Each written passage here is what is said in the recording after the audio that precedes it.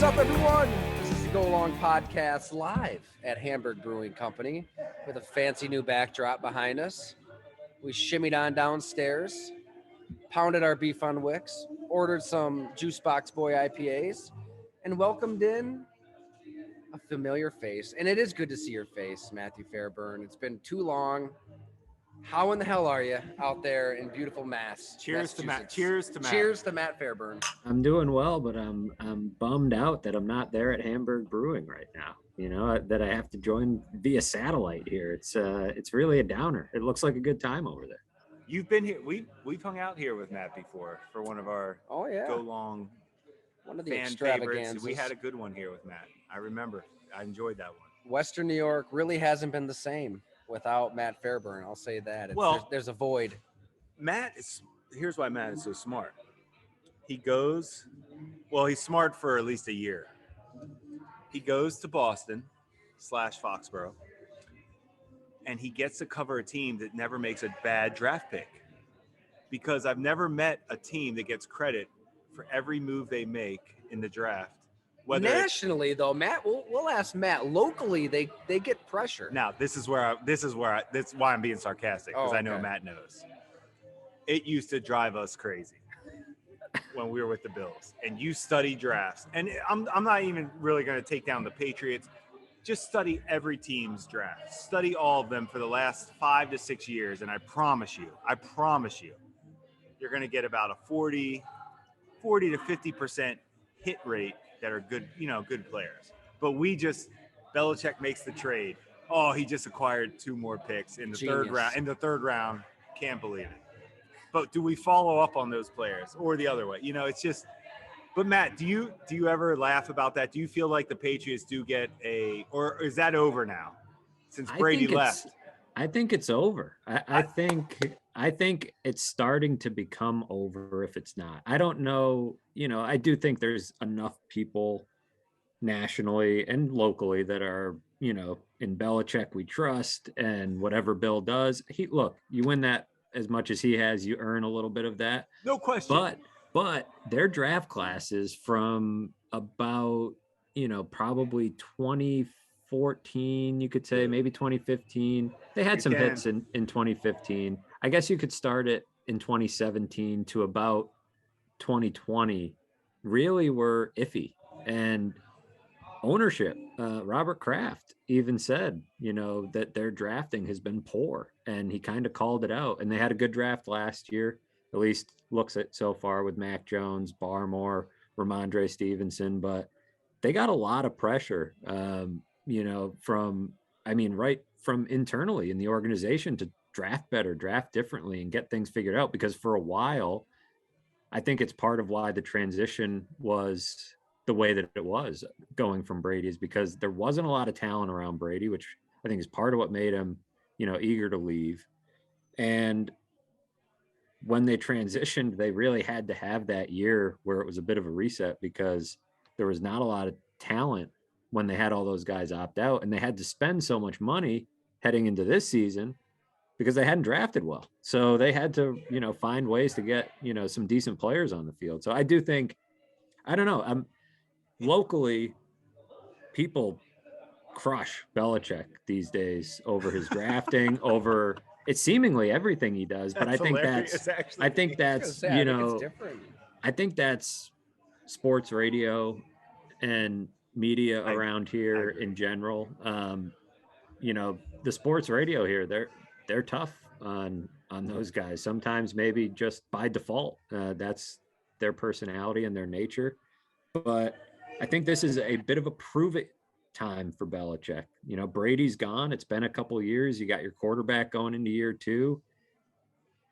And they've kind of sat pat this offseason. They're kind of not doing a whole lot. They take a guard in the first round. And that's the move. Those are the types of moves, or the type of offseason of a team that thinks what it has is going to develop and come together and take a step. And that's a lot of that is on Belichick, because he's the one making the moves and he's the one developing those players. So we'll see how it plays out. I did a poor job introducing our special guest as well. This is Matt Fairburn of The Athletic, New England Patriots beat writer. If you don't know that, we assume that we assume. We don't want to treat our listeners like like they're buffoons. They know the deal. They knew. We got they know carried who Matt away. is. We thought he was We sitting. got so excited. We Matt. thought we were all sitting at the bar at Yeah. Hamburg. Yeah, we thought he was here with us, and everybody was watching. Yeah. You know what Belichick's response should be when Robert Kraft has taken a few shots, because he said this offseason too, like it's been a few years since we've won a playoff game or something. Now, like subtle. Fire the offensive coordinator first. Yeah, like what Bill should say is, I really think Robert just needs to go down there to the Orchids of Asia and just get a massage and relax a little. That'd be fun if he just snuck a little jab in, right? That would be far and away the most notable Bill Belichick quote he could possibly ever. In his monotone voice, if he said that, it would be great.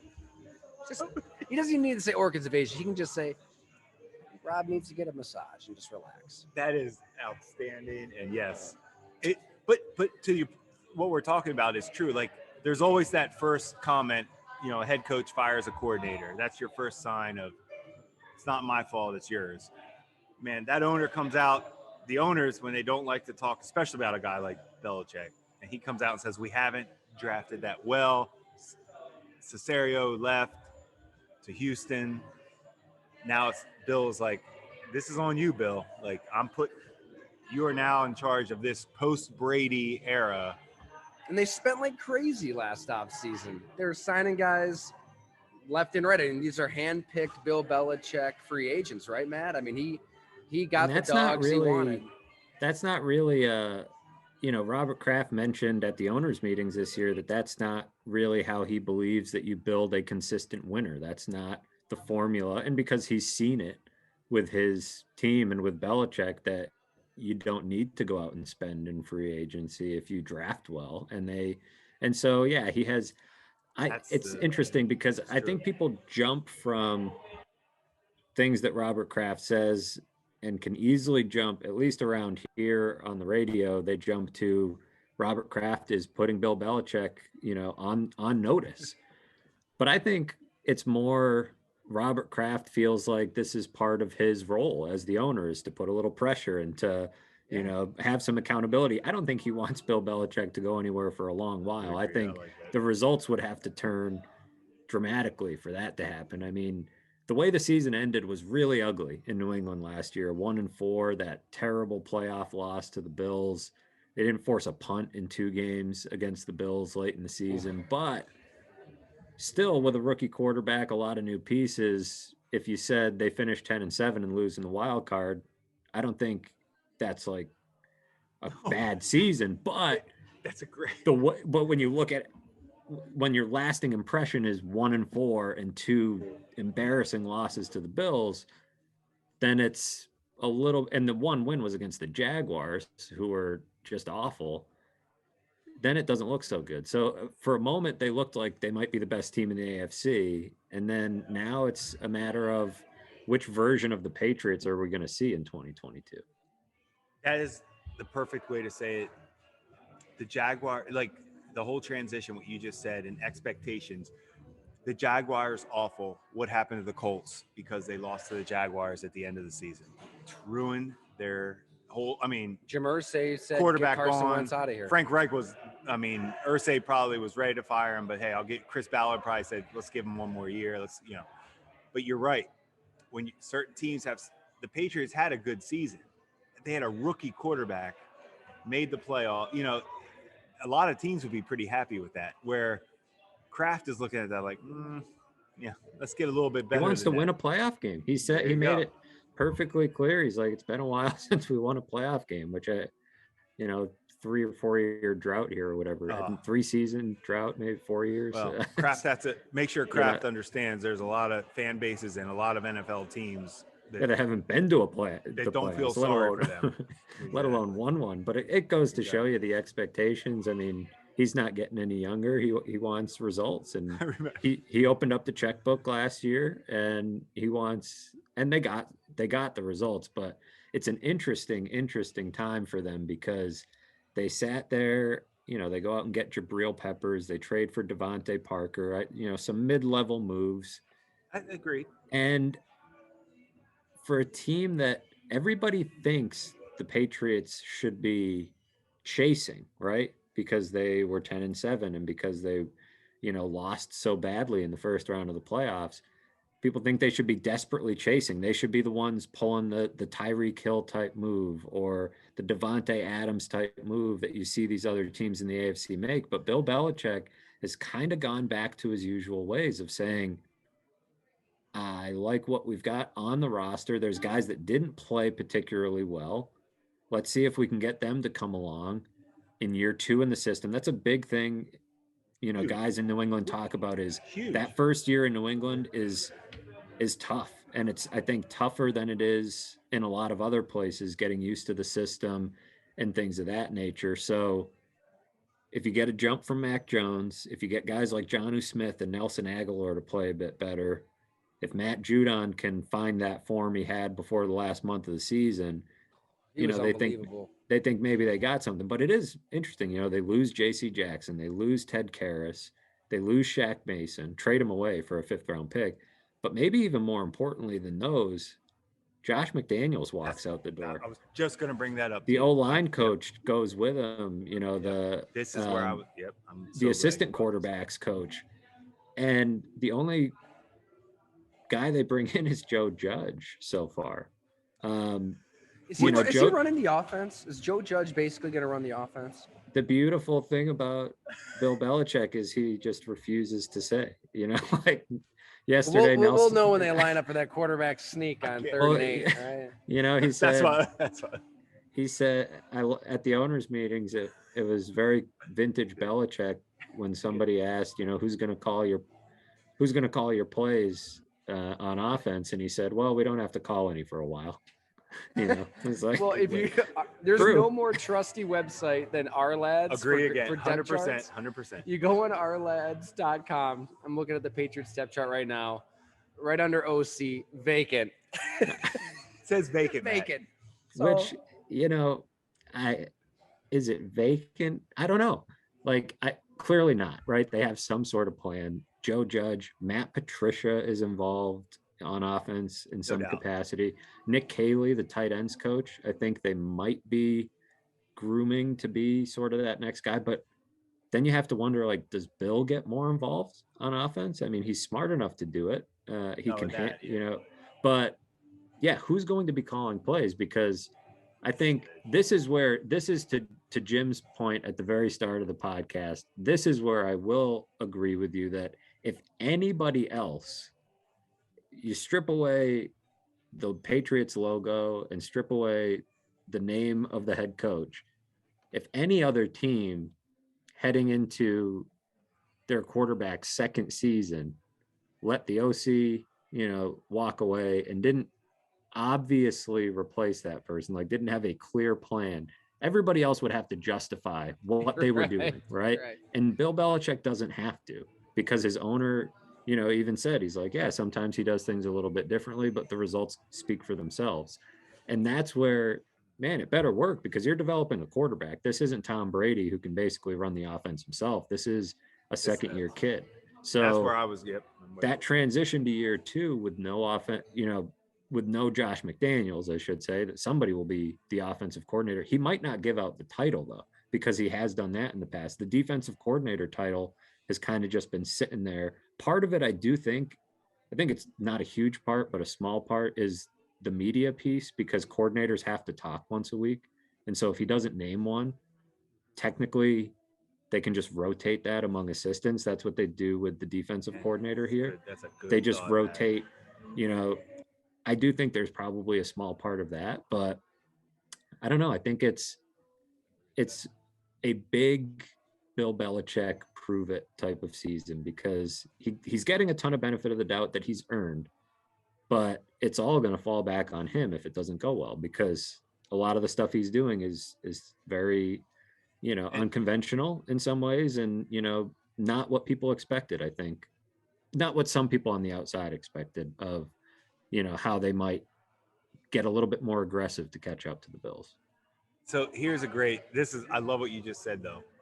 It falls back on Belichick. At the end of the day, how much pressure, or how much does he really stress at night at this point in his life. And we talk about this on the show a lot. Like, why does Pete Carroll keep coaching? I don't know. Why does Bill Belichick? At what point have you maxed out your coaching? You maxed it out. You can't really do any better than you've done. So if this season is a failure for Belichick and Kraft says it's time, Nantucket's waiting. You know what I'm saying? What's he gonna do? Like, no, that's fine. That's the Shawshank Redemption that we've talked about. That it's the whole, what do you do when you get out of jail? It is, yeah. Because this is all I know. I don't know how to operate in the real world. I just know how to. Which is nuts, because was it 07, 08 where I know Matt's read our buddy Seth Wickersham's book. We've mentioned it. I gotta read it. I know. I gotta. He said he'll come on the podcast too, so we'll get him. But it's better to be feared, where he notes in there, and everybody can see it, the documentary, you know, when Spygate's going on and Bill Belichick is trying to like get his image back, he gives NFL Films all that access to just show everybody what it's like day to day in his world. And he had that comment, he makes fun of Marv Levy. He said, you know, I'm not going to be like Marv Levy in my 70s doing this crap, basically.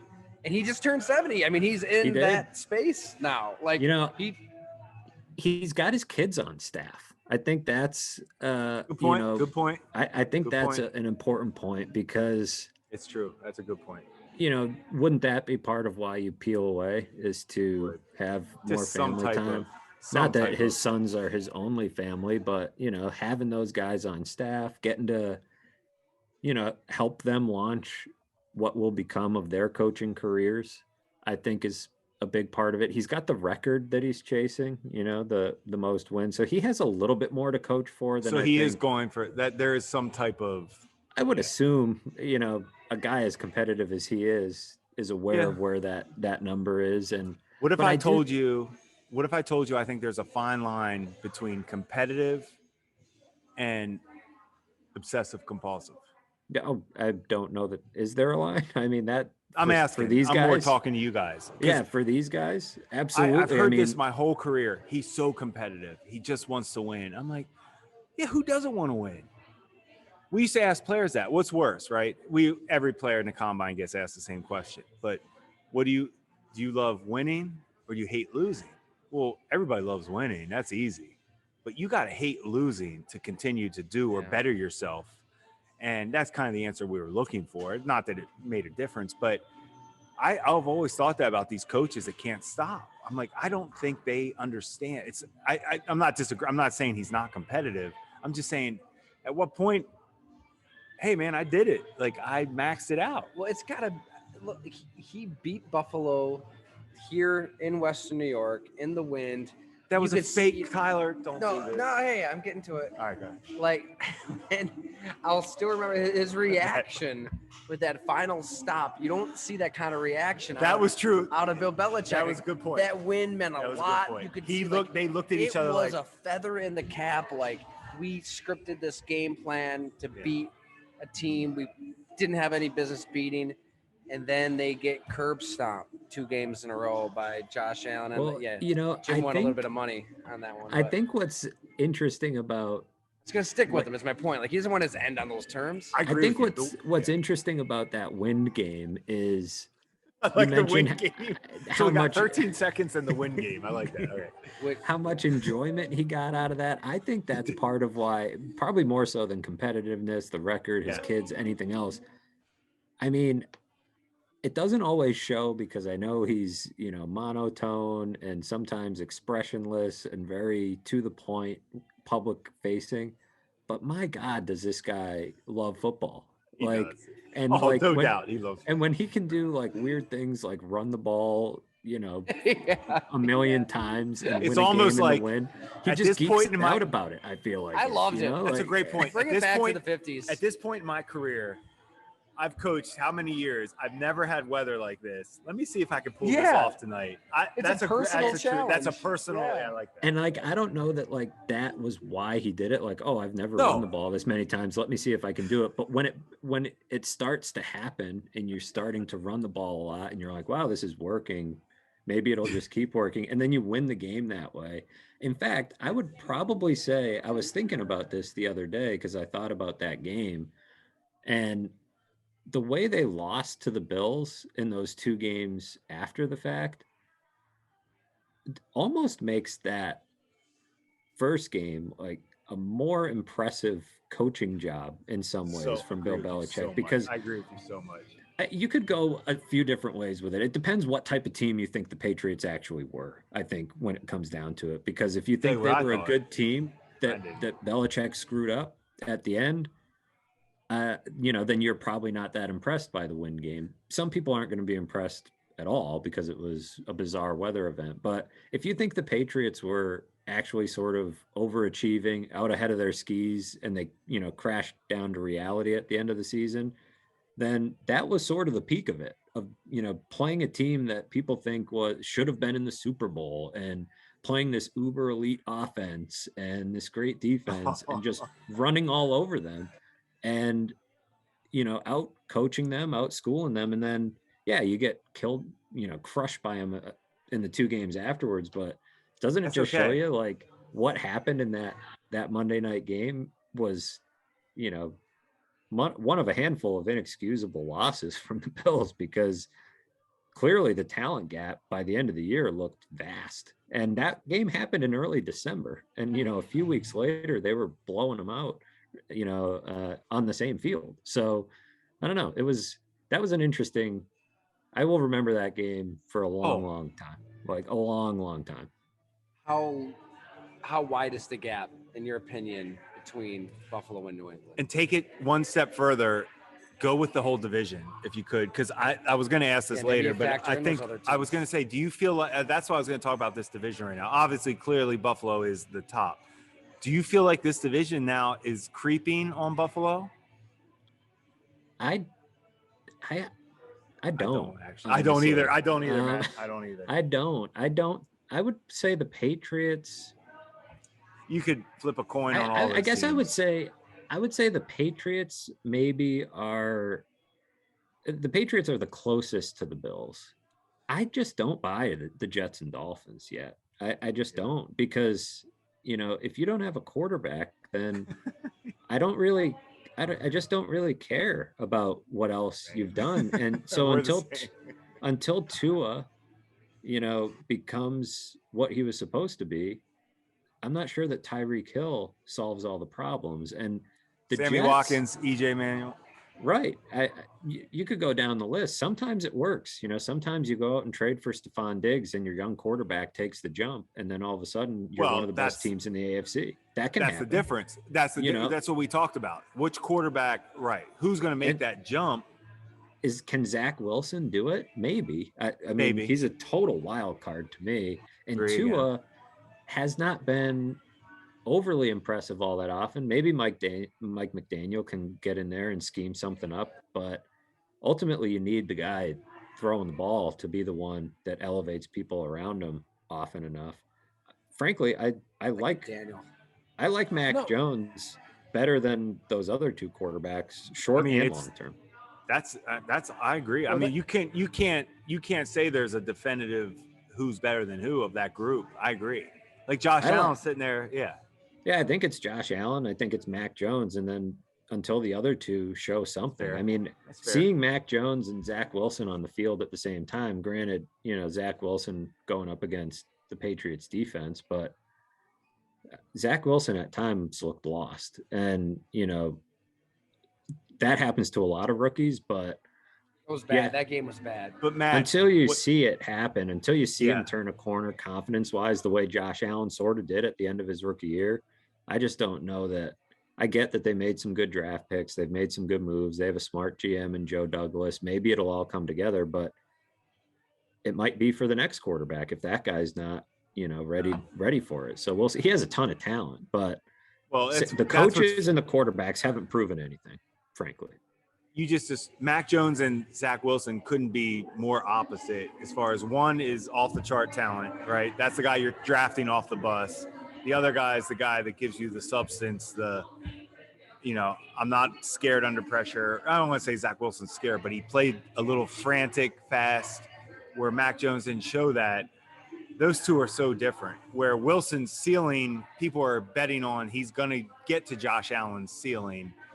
And that's why people are all into the Jets right now. And Mac Jones is kind of, this is who he is, and blah, blah, blah. Tua, this is who he is, blah, blah, blah. I'm with you, though. I just don't know what team, whatever quarterback of those teams takes that step will be the team that challenges Buffalo. Let me say on that, though, with Josh Daniels leaving, because it just seemed like his coaching job with Mac Jones. Huge. I mean, you go from week one to I wanted to touch on that. Late November, early December.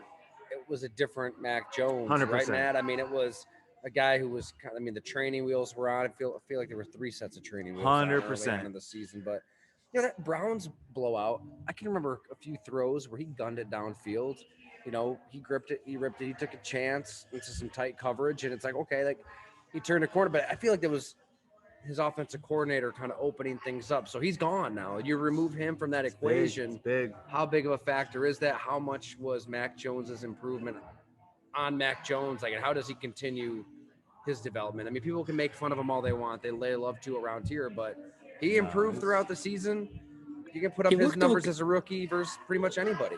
You guys could, you know, tell me if I'm crazy, but I thought he looked okay in the playoff game. I didn't think he was the Patriots' problem against the Bills. I agree with you, Matt. I agree. I was kind of surprised the way that he played. I don't think he was that bad. I agree. He had that interception early. Micah Hyde made an amazing play on the ball. The ball hung up there. Again. I thought it looked like a touchdown. It looked like a touchdown. We talked about that, Matt. I agree. That play changed the game. They were getting ready to tie that. They were getting ready to make. Yeah, I agree. And he bounced back from that and he wasn't the problem. It was the fact that the defense couldn't do a damn thing.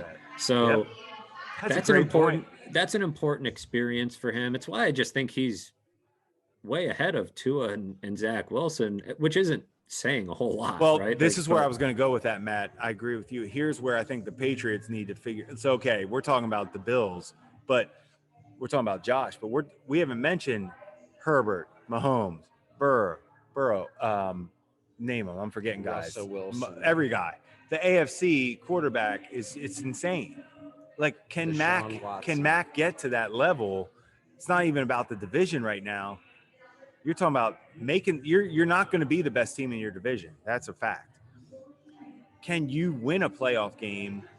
Can he beat those quarterbacks? I mean, he's on the. And does Devontae Parker really get you there? No, it's him has to get. No, it's on the quarterback, in my opinion. He beat Herbert last year. Belichick made Herbert look extremely ordinary in LA. He did. And he has a tendency to do that to quite a few quarterbacks. Young quarterbacks too. Hasn't done it to Josh Allen lately, but did do it earlier in Josh Allen's career. I think that's a legitimate question about where the Patriots are heading, and it's why at times this offseason I thought to myself, are they kind of gearing up for 2023? I mean, Bill Belichick's not really wired to, you know, think of any year as a rebuild or a reset year, but he will take the long view. You know, he's not going to sell out for 1 year, especially with a second-year quarterback.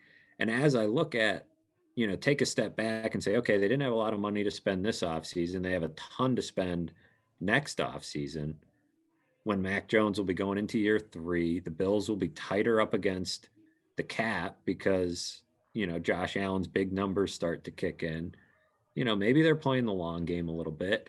I just think when they take the field, I'm going to be really fascinated to see what it looks like. Because, look, I think this time of year, it's easy to see who acquired who and see Devontae Adams and Tyreek Hill and Russell Wilson and think, wow, like, you know, on paper, the rest of the AFC is now loaded. But the Patriots won some games last year simply by playing the way the Patriots play. Now, you know, by out coaching some teams, they absolutely destroyed the Browns in that one game. You know, Baker got hurt. The Browns weren't great, but beating the Chargers, you know, beating some of these teams, they find ways to win some games. And if Mac Jones takes enough of a step, I think there's an element still of Bill Belichick. You mentioned Wickersham's book.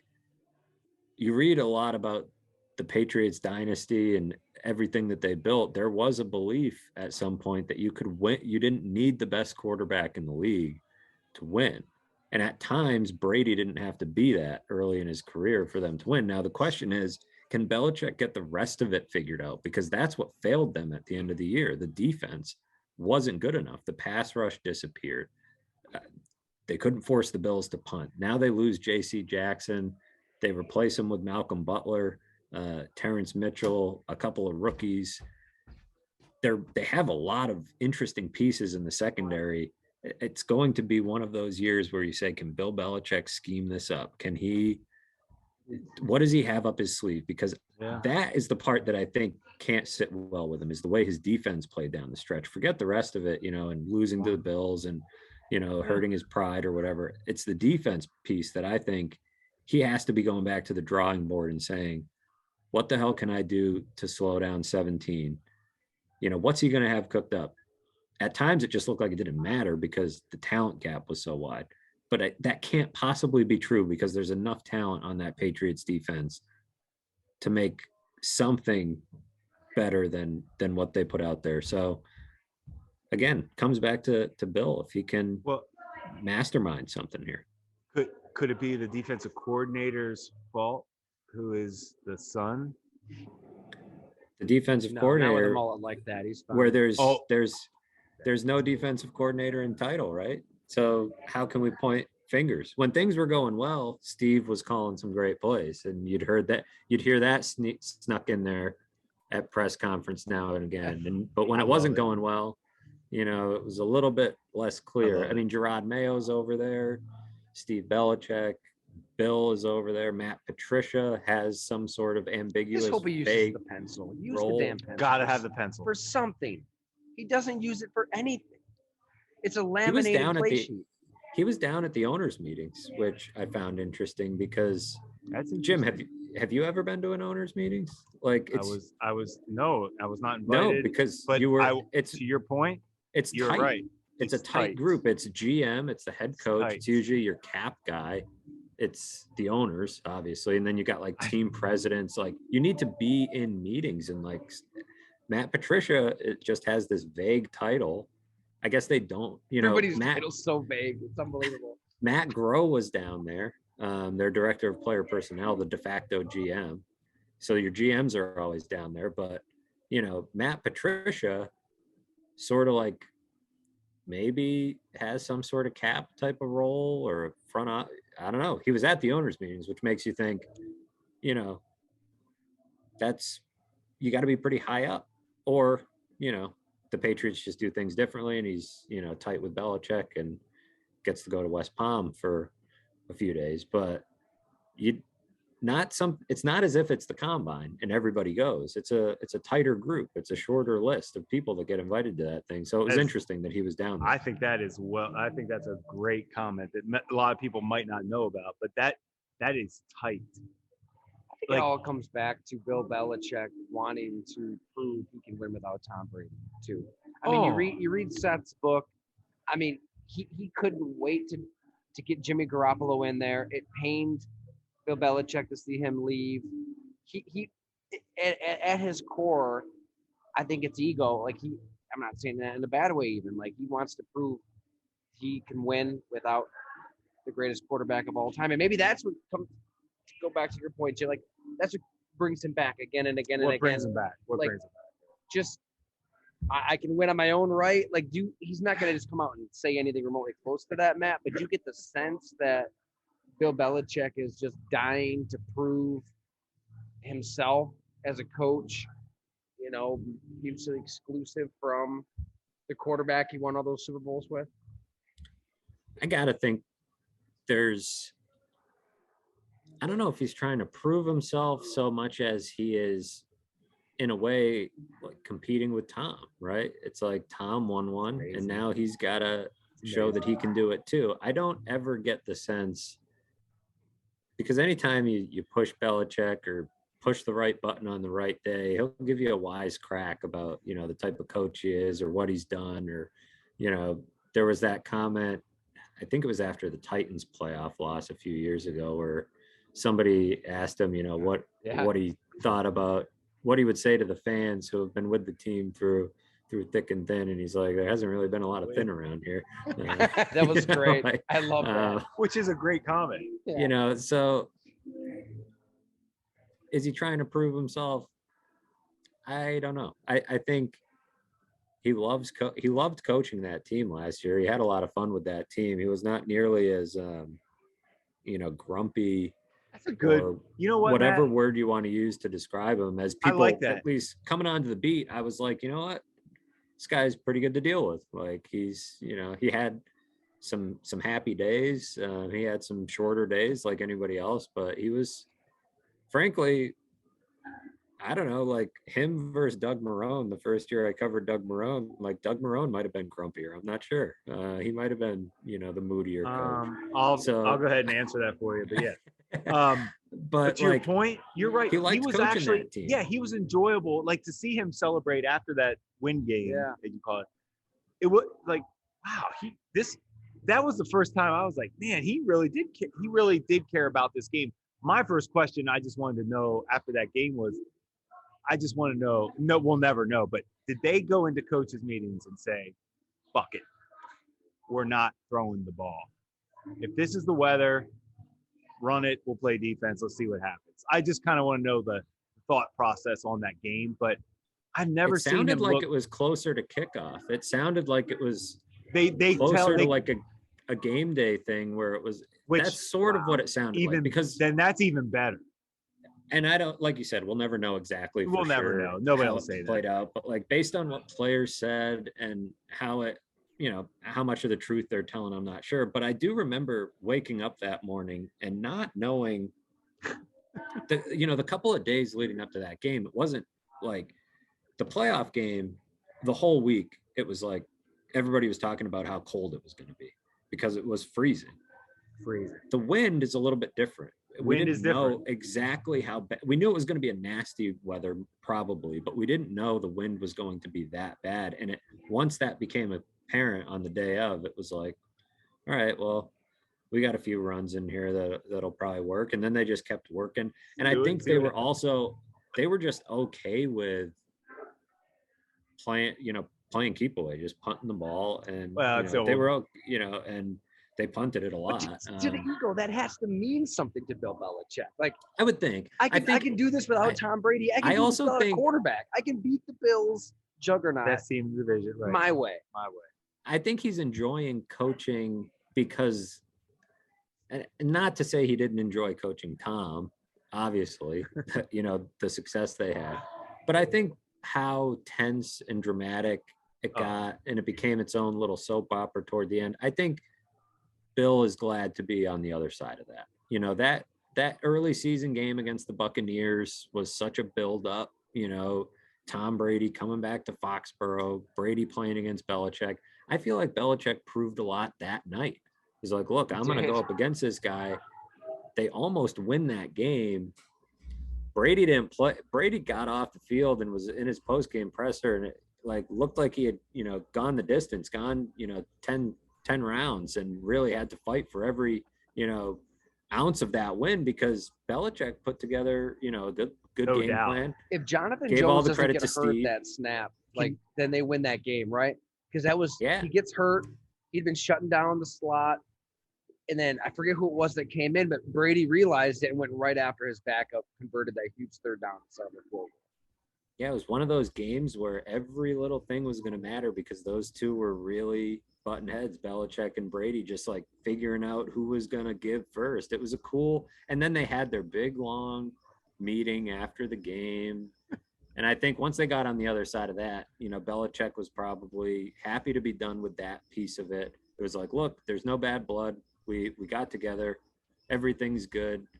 I coached really well, but as it always happens, Tom pulled it out at the end. Kind of the story, great magic when they were both together, but Brady's the one that's going to, pull out the win at the end. And I think when he got to the other side of that, he was really enjoying coaching that team. And yeah, there's got to be a part of him that wants to win one or more without Brady. I mean, who wouldn't want to do that? Like Jim said, everybody in the NFL loves to win. Loves to win and is going for that goal. But it feels like there is a pure football piece to it for this guy that, it's a new challenge, a new team, building a young quarterback. Like the fact that the guy wants to do that at 70 years old, like Jim said, probably speaks to other personality traits, but it like is Bob what it McGinn is. talking to scouts all day and night for go long. It's a perfect, again, Belichick, greatest at what they do, Hall of Fame. But when's enough? I mean, Bob Brady, was like a you could dad to say me in the Green same Bay. thing. This is him. This is his identity. He loves it. He loves what he does. Sean Payton is like, I can't say enough things about him for my career, what he did for my career. But Drew Brees steps away. He's like, all right, let me give this a shot. He's coming back. He's coming back. Somebody else, though. My point is, he realized real quick, all right, I'm good here. I did everything I can. I can't win with this guy or this circus of injuries and blah, blah, blah. Let me take a step back. Let me see who wants to bid, whether it's Jerry Jones, whether it's Terry Pagula in a year. I don't know if you let a coach like Mike McCarthy just waltz out of your door that easily. It's true. It's a great my point. biggest drama for all of us in the media is if the Bills don't have a great year, does Terry Pagula go after Sean Payton? That's something I'm throwing that out there on the pod. That would be. Do we transition into the Bills and Sean McDermott now? Should we go that route? No, I've had too many drinks tonight. Then we absolutely should. Only Matt can talk about Sean. They're tight. 4 years. It'll be interesting. The Houston wildcard game, the AFC Championship against the Chiefs. 13 seconds. That's, 3 devastating playoff losses. No doubt. In a row. I'd forgotten how they blew that lead against the Texans, too. I mean, I know who didn't forget. Terry. But that would be 4. I mean, we're kind of jumping the gun here, but this AFC is loaded. It's going to be, I guess if you're the Bills, what you're hoping is like the AFC West kind of cannibalizes itself and they just like beat each other up all year. The AFC North, I mean, I don't know. I guess I'm not there with the Browns and Deshaun Watson. I'm not there yet either. I think the Bengals will be really good with Joe Burrow. They'll be good. The Ravens are always good that we talked about on the last show. There's going to be plenty. We know the good teams with the quarterback. But it's very realistic that they could have another playoff loss. He's going to have. Don't let it be at home. If it was at home, it would define him as a head coach. To do it again, if it doesn't already, he would be Marty Schottenheimer and then some. Marty Schottenheimer never had a Josh Allen. These coaches that just fall up short. Sometimes it's be careful what you wish for, right, Matt? Like everybody knows you have to have that franchise quarterback as a head coach. Once you get them, we talk about this all the time, but now the pressure has shifted to you as the coach because you always have that out. Man, if I just had a quarterback, if I just had him, well, you have him. Now it's on you. And Terry knows it. They all know it. And it is. It's on Beane McDermott. Found him too. Brandon Beane found him. We talk about this too, Matt. Christmas list for Terry Pagula. Josh Allen's number 1. Brandon Beane's number 2 for the gift list. Terry's not sure about Sean right now. Like I want to give you a gift, but. And so for people who don't know, Matt wrote an incredible story on how Brandon Beane and Joe Shane kind of. I don't think there's been a story for quarterback. Matt, that story as a scout, as a former scout, that was awesome because I know Joe Shane, from my scouting days, and I love that story because I want people to know the work that goes into that, and it was cool that they let you kind of tail along. It was cool. Yeah, it's wild to I give Brandon Beane a tremendous amount of credit for being accessible and open about his process. Agreed. There's not that many people that do it. He's been awesome in the media. Awesome. It's one of those things where you look at it and you say Brandon Beane has, if there's a good idea and there's something that he's game for, he's open to it. And if you're confident, how is it hurt him? No doubt. If you're confident in what you do for a job, come watch me.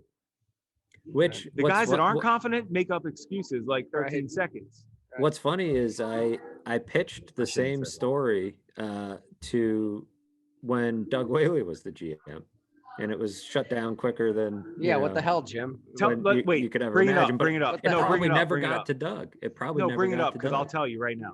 Do you remember it or no? Do you remember like what did you want to talk? No, I'm I'm agreeing with you. No, I'm sure that I pitched it to Berchtold was the problem. It never what got was to it? What Doug was it Whaley. though? But What was to follow Doug? yeah, because Doug would not have cared at all. Doug wouldn't have cared. Syracuse was playing Clemson, and I think I was like, oh, they must be driving down there. It's just 2 hours. Was this the whole game? Was that the big upset game? No, it was a couple of years before that. Go ahead. Clemson crushed them. Okay. But it was one of those days where it's like, this seems like a low leverage scouting day, right? Where clearly you're just going to watch some great players. It's not like, but that was the difference. Different PR guy, different, where Doug Whaley never really got a chance to be himself and show who he was because we've said it many times over. And Matt knows that. I wish the world could see Doug Whaley for who he was. You know what I mean? And Matt did stuff with our boy Smoke Dixon, and you know enough to know Doug would have done that in a heartbeat. Absolutely, and that's where I understand. I guess people who are like, look, if I like Belichick typically doesn't have the time of day for a lot of stuff because what do I have to gain? But Brandon Beane, I think was pretty smart to be open and accessible, and it didn't hurt him, right? It didn't mean he is, I think, mindful of not wanting to be the guy who says, look at me, look at how great I did doing this. He doesn't think he's doing something that other people aren't doing. He doesn't come across that way. He's just willing to be a human being and bring the fans closer to how he's doing the job. And it makes him look even better when you can go back to those stories, like Tyler said, and you can go back to the story on how they, went about scouting Josh, and you can say, wow, like, look at all these little things that they did that look really smart. Now, if that were the exact same story, you guys probably went through a pretty exhaustive process to land on EJ Manuel, no less exhaustive, but you don't get the right guy or you're pressured into the wrong guy. And people can pull up those quotes and say, well, look at what an idiot. That's the risk you're taking, I guess. But it shows that story and so many others. I mean, I remember when Taron Johnson made that interception in the Ravens game to take them to the AFC Championship game a couple of years ago.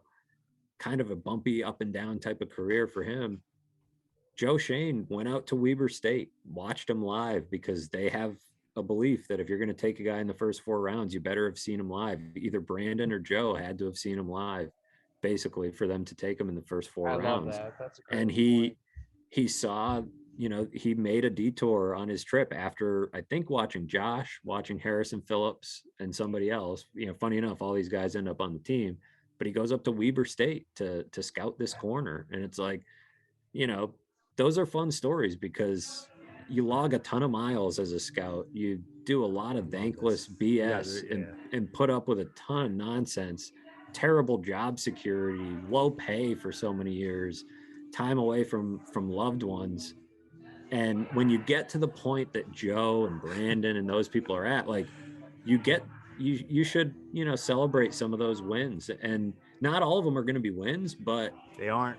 But when you go through that type of process, I think you're probably going to have a few more wins than you're not. And I love that they let me tag along that one day on the scouting trip, because it really showed me, like, that's as much access as you could possibly give, and there was really nothing to lose. I didn't, people were like, oh, I'm going to be paying extra close attention to your mock drafts in the fall. And I'll say, okay, great.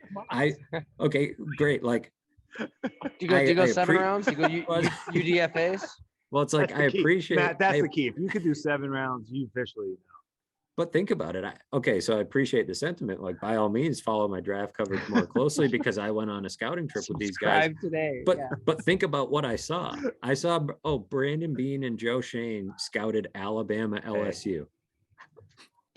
So they're going to take a guy from Alabama or LSU. They actually only ended up with Levi Wallace. But point being, there was probably 40 NFL guys on the field. Like, how am I supposed to know who they're watching? They don't know who they're going to get. It's the fall. Same with Ole Miss, South Carolina. Yeah, were there a few guys that stood out?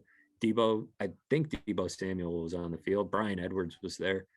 Some good players, but A.J. Brown, they end up with Dawson Knox. And Brandon Beane kind of, was like, hey, look, we got one. Like, he said to me after, like, that trip wasn't a total waste.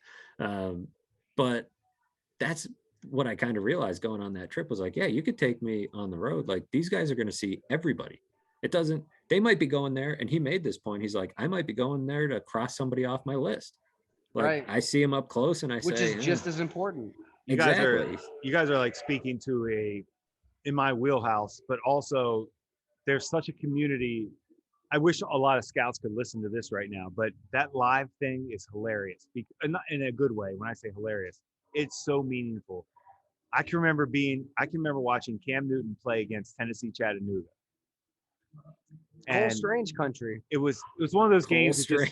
Well, I was going to bring that up. Matt's favorite player, but I went there not to see Cam Newton. I just went there to the game. It followed in my schedule. It just felt right. And wanted to see some Buddy guys. Nix, he was like, "I'll let you go on the road." I was with the Saints if you go to Chattanooga. I was with the Saints at the time. Yeah, you weren't on the EJ Manuel. I wasn't on the EJ trail. I should interject. I have to always say that. Although we had EJ on, we like EJ. But I remember a scout.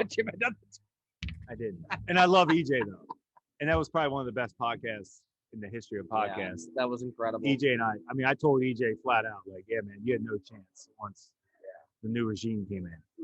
But I can remember going up to the press box after pregame warmups. That's where scouts are down there on the field and you're watching things. And there's a scout from the Giants. I won't give his name, old veteran scout that I always respected. But he said to me, did you see that quarterback throwing the ball? He can't hit anything. And I'm like, wow.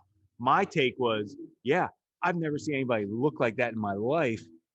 I don't really care right now about his accuracy. I've never seen anybody like this. Like talking about Cam.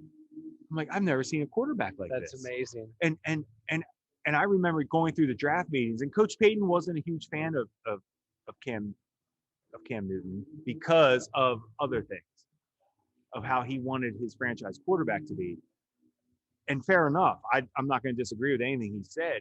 My point was, look, as a scout, I'm just telling you guys, I've never seen anything like this. You can fine tune it if you want. If he can't do this, can't do that. I know. I just have never seen anything like it. But I'm going to give you one more example of a quarterback that I saw live that on the other end was Jay Cutler, who I loved on tape, right? Loved him. I went to his game. That damn body language that we all saw and made him famous for his show on E and everything after his career, that bad body language, I saw it. And I talked to him about it at the combine when we interviewed him. I remember saying to him, like, his body language coming off a bad series even at Vanderbilt. He looked like he was angry at people and blaming people. And it didn't concern me enough to say, no, you got to look at this guy. But here's career. Where it led. Coach Payton, that draft, looks at Matt Leinart, Jay Cutler, Vince Young. Coach Payton's looking at those guys, and he's not getting any kind of consensus, this is our guy. Coach Payton's like, hey, guys, we're going after Drew Brees. I'm not dealing with this. I'm not dealing with rookies. If we can go get this guy, I know he has an injury, but I know who he is. I know everything about him mentally. I know what he's capable of if he's healthy. I'll take that chance. That is how we got Drew elimination Brees. Is huge. Coach Payton didn't like any of those quarterbacks. And I think that quarterback piece is probably as big as any for live viewings because of what you just said, the body language part of it. I know Brandon Beane and Joe Shane both mentioned that was a huge part of the 2018 process for them because they knew, it really started when Brandon Beane sat down for his interview for the job. He had a rough sketch of like. Was that during our? Did they at least interview him after our draft, or was that like during the draft? Like Jim was having a celebratory beer. I always said Brian Gutekunst interviewed. He interviewed before the draft. I found out later that Gutekunst interviewed. I'm like, shit. Do you want to say when you got the phone calls from people? Well, I know that. Yeah. They Sean gave it. Yeah, we got fired the next day. But point being was they were anyway. They were interviewing. I think they were interviewing while we were running the draft. But that's all right. Yeah, whatever whenever they officially sat Whenever down, they officially, right? Yeah, on the yacht or wherever. Brandon did Beane say on the pod. where it took We'll place. bring Brandon on. Let's have Brandon on. We are pro Bills. I mean, have I ever said one? Beane hasn't, in my opinion, I think he is one of the best GMs, and I think he's done a great job. I don't criticize anything they've done. Now, I will say that they got the quarterback right, and it helps. He found him. I give credit to that. But that year, that was a big thing. Was like, and they didn't come out and say this, and they didn't, on or off the record, have never said this to me. But look at who was drafted in that class. And I don't even know how, exactly the board was stacked. Was Josh number one? Maybe he wasn't. But how big a deal? Things. I've heard different. How big a deal? Baker. How big a deal was body language when you're dealing with Baker Mayfield, but less so Baker and more so Josh Rosen? I think that was a big piece for him. The guy that a lot of people, myself included, thought like this guy is, as good as any in this bunch. And, a lot of people would have said he should be the consensus guy over Josh Allen. But I think the body language piece and the, outside of, you needed to turn the tape off and go meet him and go be around him and go feel him on the field and all the weird stuff scouts say, you gotta body type them, you gotta size them up, you gotta so feel true, them. Though. It's so true. I'm laughing. I love you guys. But with him, that was, I think, a big piece. They got real close to the field for that USC UCLA game. They weren't up in the press box watching that one. They got real close to the field to kind of, unique opportunity. You have both those quarterbacks there, right? Sam Darnold and Josh Rosen. So it's like, let's get as close as we can and feel what these guys are about to their teammates in between series, the whole thing. You're not seeing that on tape, on the broadcast, on any of it. And it just goes to show, like, these guys were ready. They were laser focused on the one thing. Like Jim has said it multiple times on this episode. Like, if you don't have the quarterback, that's the piece. So like when Brandon Beane got there, it was like, let's make sure we're doing absolutely everything to get this quarterback. We're gonna we'll bring freaking David Culley on the plane and take him out to dinner for these privates, because we're bringing all these people, we're bringing everybody. We're leaving nothing unturned. And, that's if I'm trying to find a quarterback, I need Culley's perspective. Hey, but to real quick though, to Jake, I wanted to, it just hit me when we were talking about this with the players, but Jay Cutler, to just tell you how much they do pay attention to shit. So I'm at his pro day in Nashville at Vanderbilt. And, you get to know players get to know scouts that, you spend time with these guys, so they know your face, they know.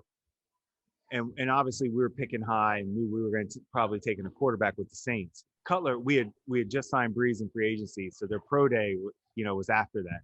And Cutler comes up to me and I had my Saints shirt on and he remembered me. And he's like, "Why the fuck are you here?"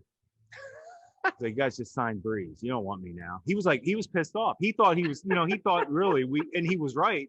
He was in the mix for that second pick of the draft. To him, that signing of Breeze just cost him money. And he was right. Not at the end of the day, he was fine. But, he really said it like that? He looked at me like, "What the fuck are you here?"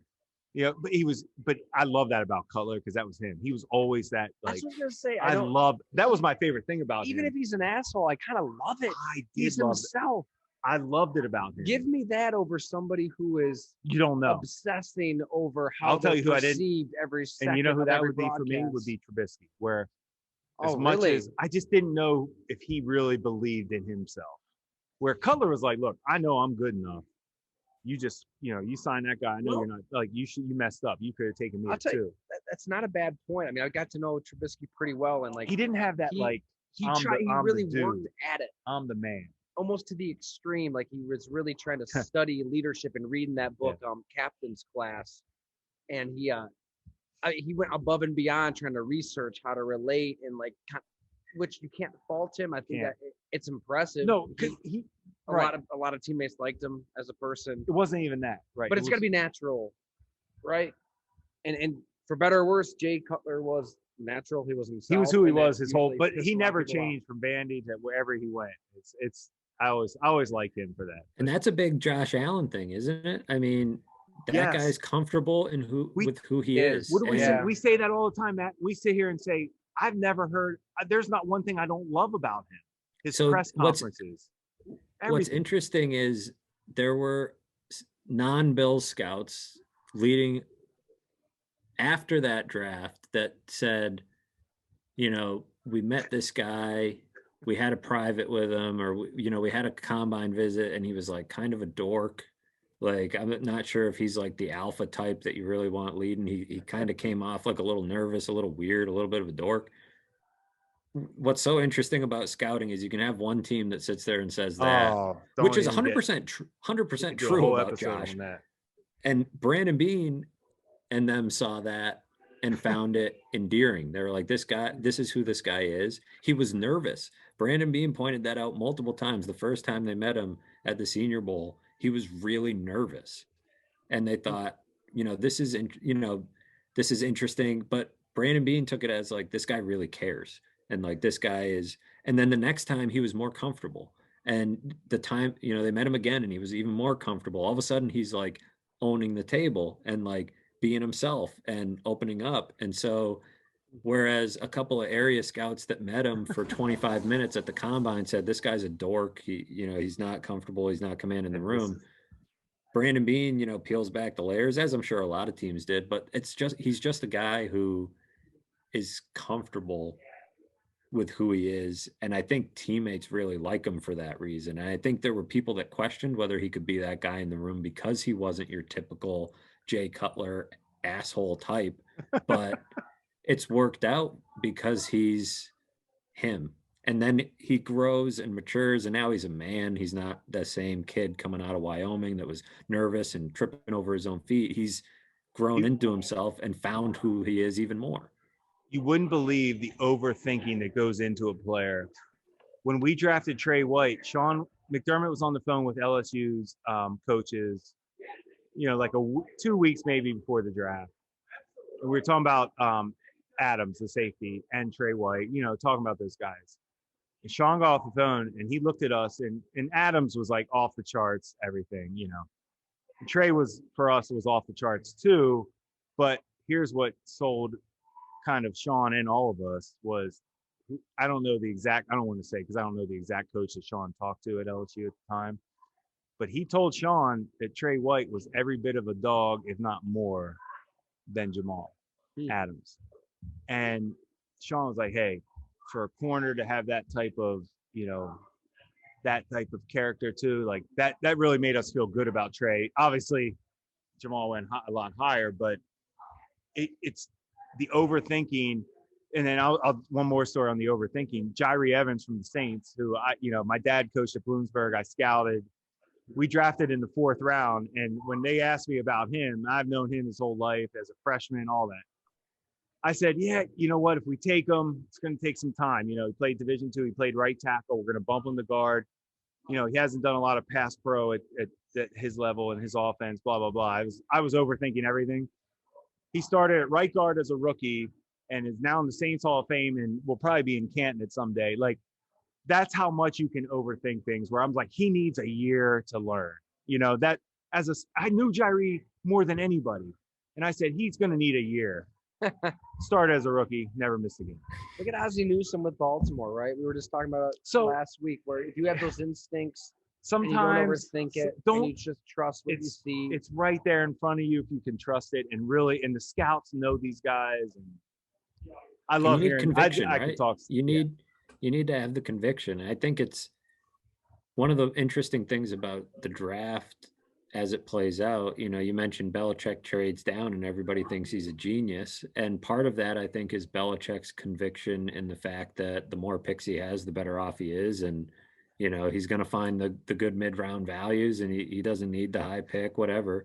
But you go to Brandon Beane and he comes out and says it and says, if there's a player sticking out and all I need to do is move up 2 or 3 spots to get a player I'm excited about, as opposed to somebody I'm not, I'm going with the guy I have conviction on. And when I did that story, following him around on the scouting trip, that's what became clear to me. Like, Brandon Beane didn't have the traditional like area scout upbringing. And I think he has a chip because of that. But he also mentioned that, he mentioned that if he's going to, like, he has this job, right? He's the general manager of an NFL team. Not a lot of people get to do that. And he's like, if I'm going to have this job and I'm going to do it, and I'm like, if I'm going to fail, I'm at least going to fail with guys that I had conviction about, that I saw up close, that I did the work, that I went through the right process. At least that way I know, like, I did this thing.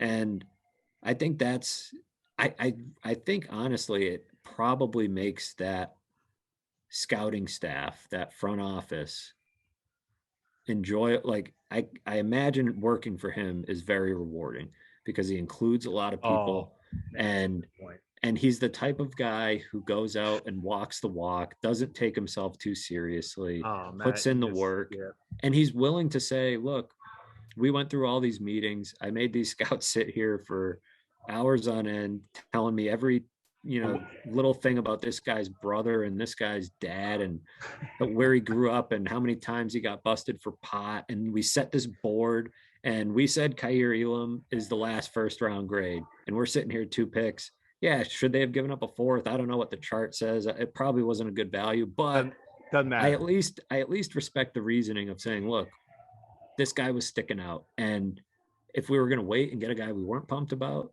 like, I'd rather go get the guy. And Matt, I think people probably like that in the building. Summed up. If area scouts could listen to this podcast, that is incredible. And not to mention the amount of time area scouts are away from their families, and for the GM to value the area scout. Mickey Loomis for the Saints did that with us. It makes you okay with everything you're doing. And hey, I'm listening to you. I'm valuing what you're saying. Whether or not we agree, I'm listening.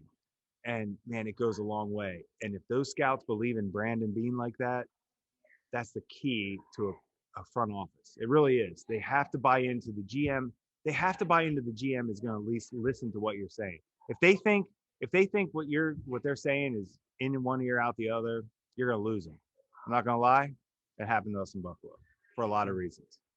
I could see it with the scouts. I could see it. They knew they knew it was. It didn't. They were like, man, you guys don't even. The situation was so bad that I could tell they knew it was bad, and they didn't give the effort, that we needed from them, and it was our fault too. Which is going to affect everything. It's they're the scouts. Nobody understands it. Matt, Tyler, you guys do. Area scouts are the backbone. You don't know who they are, but they're the backbone. It's true. It's more of a private investigator type of role than his. Matt, it's so true. And every GM that, and I'm sorry, I want you, but every GM that respects those area scouts, I promise you, if you study those drafts and those teams, they're good. Whether or not, the quarterback always makes a difference. Look at the New York Giants. They're going from a front office with Dave Gettleman that was a shit show in just about every way. He's got the assholes need not apply sign on the desk. But they had it good firing for a long time. Good football people. Right. You bring in Brandon Beane's right-hand man, Joe Shane, and he's bringing his own people now. He's trying to rebuild. They did what everything we said. that we're talking about. Yep. A well-oiled machine of a scouting department. The Giants need to get the quarterback. They need to strike gold. Doesn't that show you though too? That just popped into my head as you're talking about it, how much of a mess it was under Dave Gettleman. Oh, doesn't that just show you that maybe there are times that we draw too close of, like, a lot of people would have said like, oh, Brandon Beane came from the Dave Gettleman tree, right?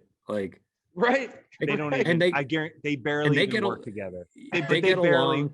They barely work together. They barely work. Point being, like, we probably draw too many lines like that right now. Like, very fair to do it with Joe Shane and Brandon Beane, because Joe and Brandon worked together. And Joe was an area scout. Brandon was the cap guy and did some scouting. And they were really they have a history, tight, and worked really closely in Buffalo. But like 100%. Just because you were in the same building with a guy or you were some guy's quarterback's coach, like, doesn't mean you're going to run your building the exact same way that he does. In fact, maybe sometimes you look and say, gee, Dave isn't that fun to work for. When I get to do it, I'm going to do it this way, And right. I think, geez, he's really not. There were, I think, times where Gettleman, I think Brandon Beane covered some things up sometimes in Carolina, some blind spots that Gettleman had for cap stuff and things like compensatory picks, times that, some of these old school football guys just, think they know the. Isn't that such a great point though, Matt? Like we were all judged off of our relationships with our editors or our bosses or our associates. Like, right. It's all very different. Like, think anybody listening out there, think about if you were like, if everybody tied your identity to who you worked with, it would probably drive you insane. I'd love to get Brandon Beane an honest moment on Dave Gettleman. That'd be great. Let's bring him on. I do think they get along, from what I understand. I've actually spoken with Dave. He's a Boston guy. People say he's great outside of work. Even the people I talk to who are extremely critical of Dave Gettleman say, my family had dinner with his family. It was great. And then we got into the office and then we worked together day to day and it was hell. He's such a fascinating front office exec, GM. There's a lot of layers there, but yeah, he ran the Giants to the ground.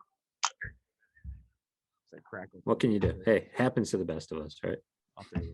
Yeah. Oh yeah, you wanna we're drinking a little Juice Box Boy double IPA at Hamburg Brewing Company. You guys, why you guys are so good at your professions and careers, because you do the work to dive into more than the headliners, as I call them, the head coach, the quarterback, right? That's the headliners. Everybody wants to talk to those guys. But for you guys to do the deep dives into the scouting part of it, you're going to find out how things happen. Like, I mean, obviously we've talked about it on this pod. Well, it takes relationships and conversations, right? I mean, the stories, willingness of people like you to talk about it. Well, not everybody wants to, but it's just incredible to see it from the fall to the draft and to see the turns, the changes. And I liked him. I didn't like him. I got a call from this guy.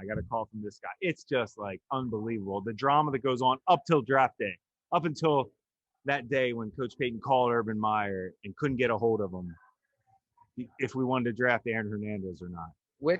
And it led to Jimmy Graham. I can't let an episode pass if I don't plug the book, Jim. I just can't. You see how I segue, Matt? You see how I'm getting good at the segue? Like, let's just say that may or may not be in the blood and guts how tight ends save football. And let's just say Jim Monos may or may not have been a character involved in this book. I just love the drama.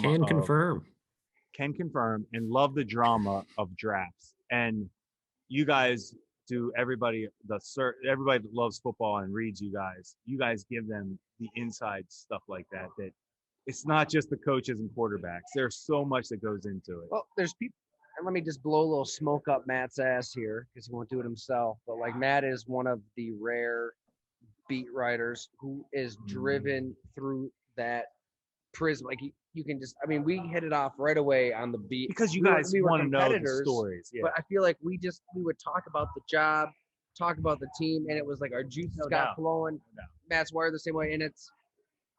I don't know. I mean, there's people out there who do a good job, but I feel like a lot of people who cover the NFL, they just kind of like being part of the NFL. Let me just wear my nice suit in the press box. Let me take a picture for Instagram. Let's all just be excited that we're here and we're a part of the party. And they don't want to dig. They don't want to investigate. They don't want to do the deep dive. It's just, let me just spit out this gamer and, maybe I say something witty to Aaron Rodgers at a press conference and maybe I can tweet about it and maybe I can be part of this all. And then you get all the retweets, you get all the likes, and you go on your merry way. Matt's not wired like that, and that's why we have him on here, and that's why he's one of my best friends. You guys would be great area scouts if you had that passion. You guys would be incredible area scouts. Like I'm not in a position to ever get that job as a GM, but I honestly, if you guys wanted to do it, I would hire you guys in a heartbeat. Like, let's go. It's kind of a similar. There's crossover between being a reporter and being an area scout. Matt. Like you need sources, you need contacts, you need people to trust you. Like who can I talk to other than the head coach who's just going to say he's great? Right. Of course. Yeah, you need to think of who are you going to talk to? Yes, who are you going to find? You're trying to put together the story of who that player in person is. Yes, a fraction of it is how good is he at football, but frankly, the general manager is going to tell you what he thinks about how good he is at football anyways, and his opinion matters the most. That's a piece of it, but who is he as a person? Who is he as a locker room guy? Not every GM is going to be able to get that on their own. They lean on the area guy to tell them, okay, you could have your 25 minutes at the combine or your private interview or whatever, where you think you're getting the full character, but the real, you spot Justin Blackman, right? I'm sure some area scouts have Justin Blackman stories about, red flags that were there. No question, Matt. No question. You spot things with different, I don't know, not to throw Justin. I don't know. That's the first name that popped into my head. So I love that you brought his name up. Apologies to Justin Blackman. I don't know. That was the first thing I was thinking. I was like, why did you? But that's like an area. That's like an area scout type of find, where you dig some stuff up and you say, I don't know if we want to, Aaron Hernandez is an extreme example because I don't think any area scout thought that was coming. Anybody? No, did. You couldn't predict that, Matt. But it was. But there were the strange part was the unwillingness. It was the unwillingness of people to really talk about him. And then when Coach Payton reached out to Urban and couldn't get a response, it validated everything that I was dealing with at the University of Florida, where people gave you enough, but didn't want to say, like, look, I don't want to tell you. Florida, though. I'm sorry. I get it. Urban Meyer and these coaches want to get their guys drafted.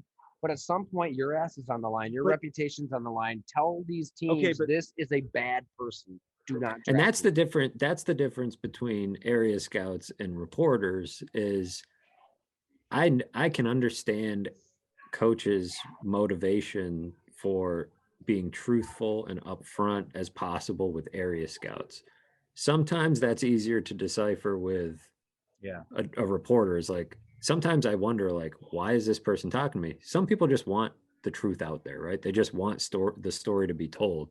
But I think people are a bit more hesitant with reporters than area scouts for probably good reason. There's more to gain from being honest with an area scout because, hey, who knows? Maybe you're the position coach at Oklahoma State, you're the GA at Oklahoma State, and you've got some intel on a player, and Jim Monos is hanging out at your campus, and in a couple of years, Jim Monos might have an internship open, or he might have something open, and he's going to remember that guy that was honest with him. Or you're Urban Meyer, and you just have a reputation. Well, it's a bad example because he probably doesn't have that reputation. No, you're good, Matt. You're a head coach. What you're saying is true. You're a head coach, and Urban would tell the people your reputation is you're going to get a straight answer on these guys. You're going to get, and they're going to come back to your program and want to, they want to get their guys paid too, to an extent, though, right? Well, that's definitely true. But I'm saying I can see the motivation that should be a logical motivation for some coaches to say,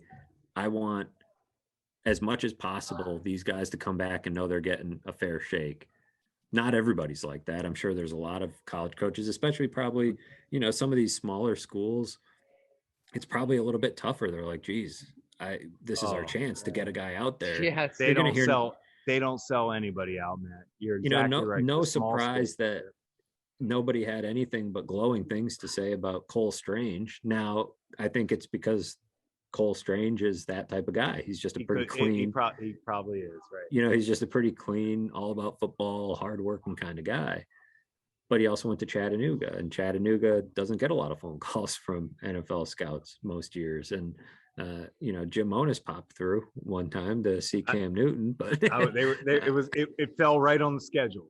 But so I don't know. Motivations are different everywhere, but I can see the motivation a little bit more when you're talking to the scouts because word gets around if you're not honest. And, I think no doubt your word starts to mean less. And then when you do want to pump up a guy and you do want to help out one of your guys, like Ty's talking about, your word doesn't carry as much weight because you're sitting there saying, wow, Urban's gassing this guy up, but he also gassed up this guy last year and he was a dingus. So like, how can I, who do you trust? Can I trust him? So that's it's the same thing we do as reporters, right? The same thing we do where you have a guy that throws a quote at you or, a source that tells you, man, like this guy's going to be great. And you start kind of forming your opinions based off that. And then it's totally off base, and you realize, well, or we're all kind of doing the same thing in that regard. And do you guys feel like the more you cover a beat, okay, and when I'm saying the beat, like I'm using that as an area for an area scout beat for you guys, the more you're on it, the more you get to know people, right? Right. And find out who do I need to talk to, or who is sniffing around, or who's that guy.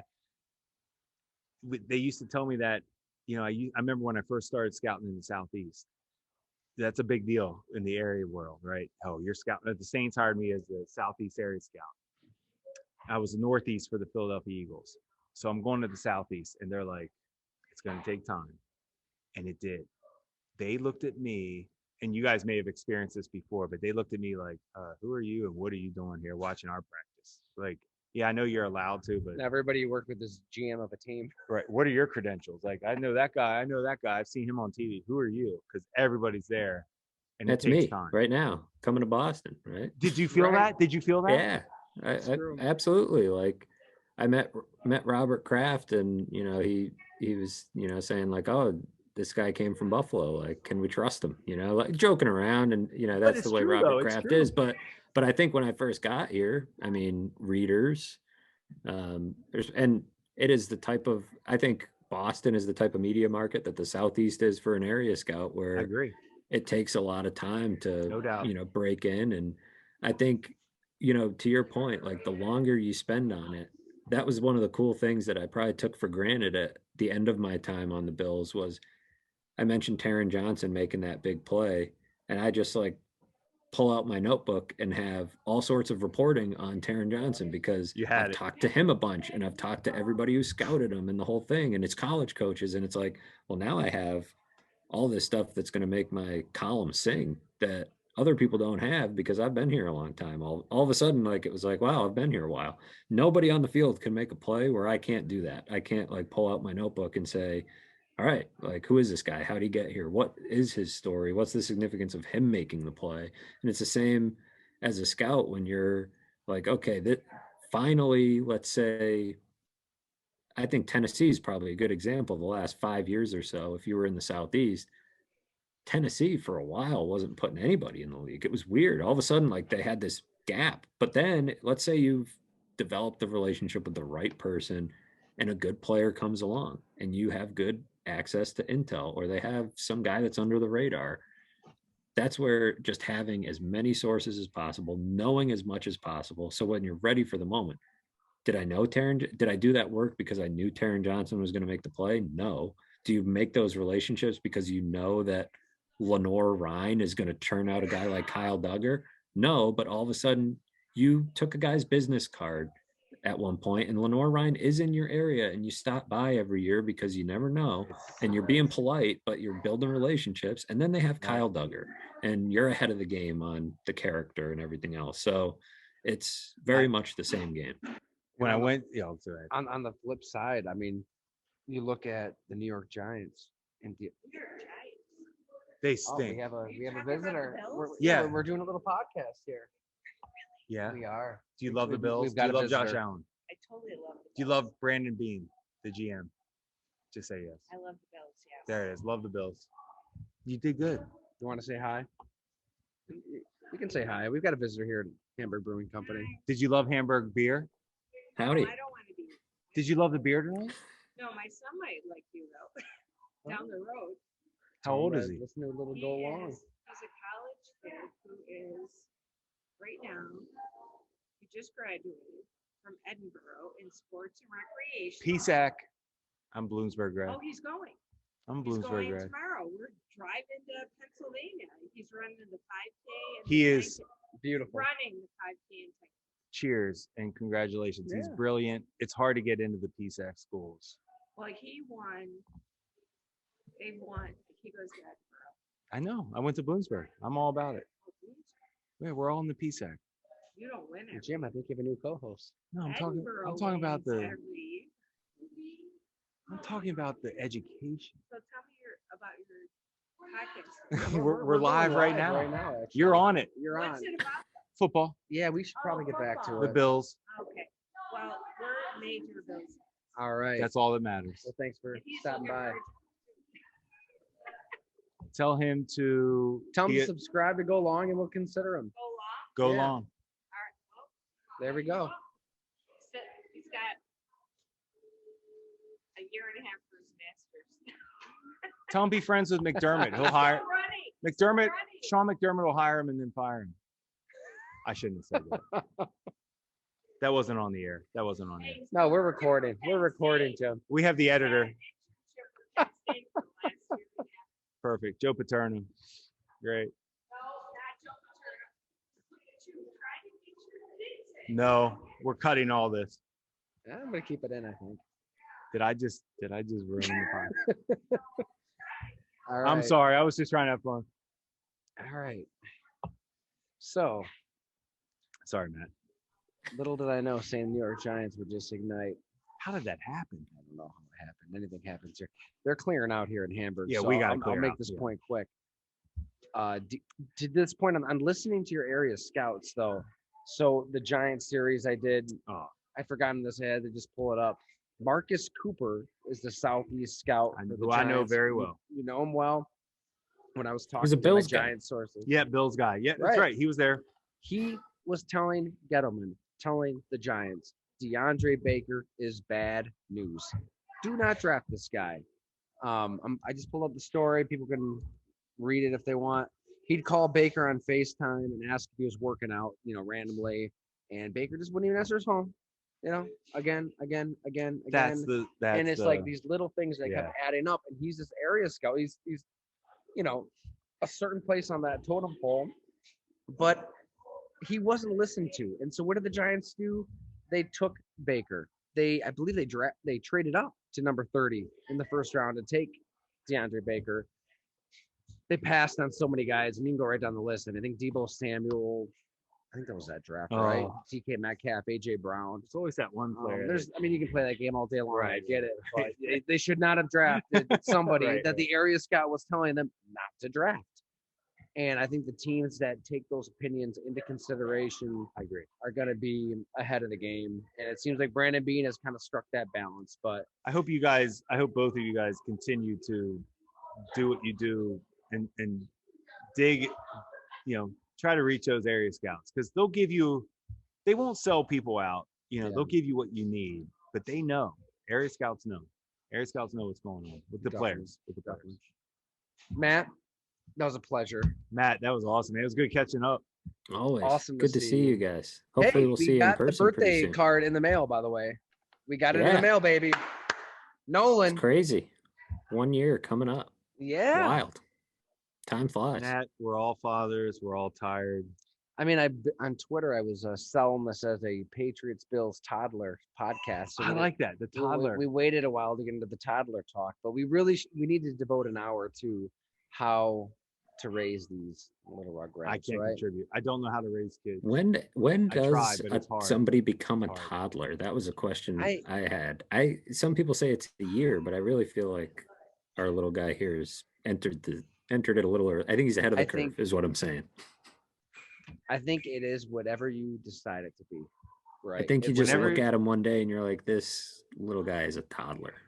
Because he's a little ahead of Sonny, but I feel like Sonny is entering toddlerhood now. He's crawling everywhere. I think he's a month older. Nolan's like pulling himself up on stuff. That's what I was going to say. I think when the movement starts, I feel like toddler enters the phase. It's now, I'm on parental leave again, and it's exhausting. I get to the end of the days, and I'm just There's like, the word. Every time, Tyler and I, every time. Exhausting, spent. Not even the sleeping at night and all that is it's not that fine. It's just chasing him around all day and picking him up. It's unbelievable. Making sure he's not pulling himself on stuff he's not supposed to, and carrying him around. He's heavy. It's like I gotta get in shape. He's like a little dumbbell. Yeah, he's like a little dumbbell. Just don't fall into the Coco Melon trap. Don't do it. Haven't done it yet. We've the only thing that really he hasn't really taken to the television yet. We'll have on like sports in the background occasionally, And we had on hockey the one day, and the goal horn went off, and he started cracking up. So that's really the only time he's like interacted with the television. For some reason, my son likes horse racing and the NBA playoff, but I can't figure out why. That's what I keep saying. I'm like, oh, he really likes golf. I'm like, Big casino Golf. guy. I can't figure out why.